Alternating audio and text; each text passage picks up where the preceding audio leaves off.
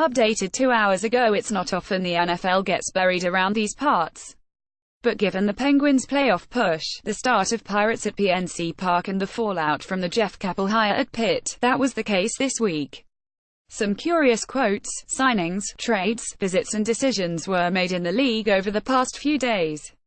So let's close out the work week with some Friday football footnotes and approach them with one question in mind. What were they thinking, Mike Tomlin and Kevin Colbert? What were they thinking when they went to LSU's Pro Day? Well, considering running backs coach James Saxon was with them, they were probably thinking about taking Darius Geese in the draft. The problem is Geese probably won't be there at pick number 28.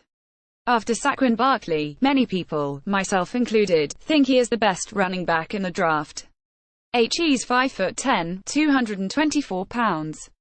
In threes with the Tigers, Geese had more than 3,300 yards from scrimmage and scored 32 touchdowns. If some other teams project Georgia products Sony Michel and Nick Chubb as better runners in the pros, Geese might be too tough for the Steelers to pass up if he is there when they select. And if he is somehow on the board for them in the second round, they'd be crazy to let him slide a second time. As NFL Network analyst Mike Mayock reported, Geese's backup Darrell Williams could be worth a look late in day 2 or early on day 3. He had 19 touchdowns in 4 years behind Geese and Leonard Fournette.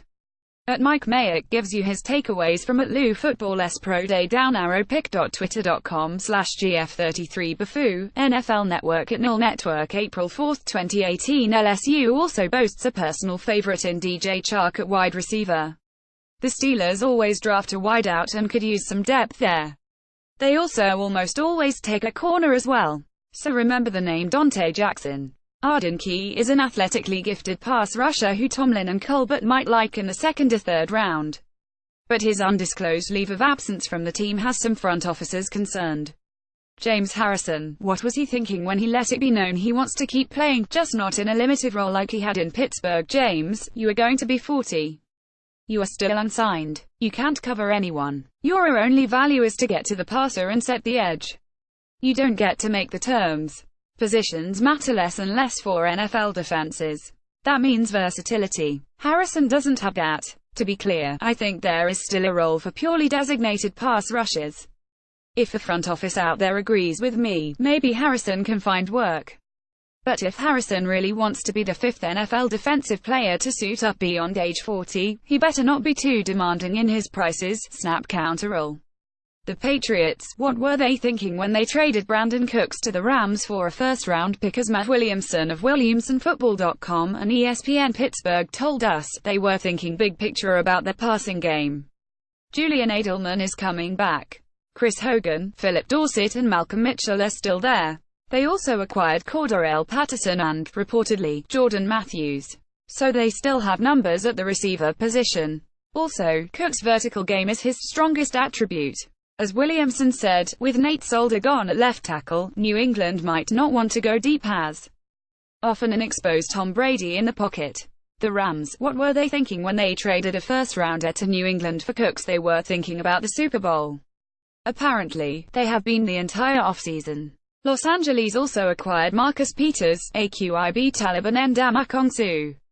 Plus, they franchised LaMarcus Joyner. Now they better win it. Because they have holes to fill at linebacker, no first-round pick looming, and Joyner, Cooks and Aaron Donald have to be accounted for contractually next. Fox, what was Fox thinking going with Troy Aikman and Joe Buck as the play-by-play team for Thursday Night Football? Well, it's not official. But it appears that'll be the case.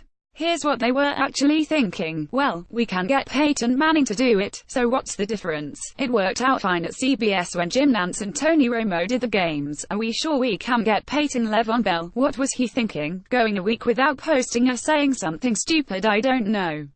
Maybe he lost his phone. That's the only explanation I can come up with.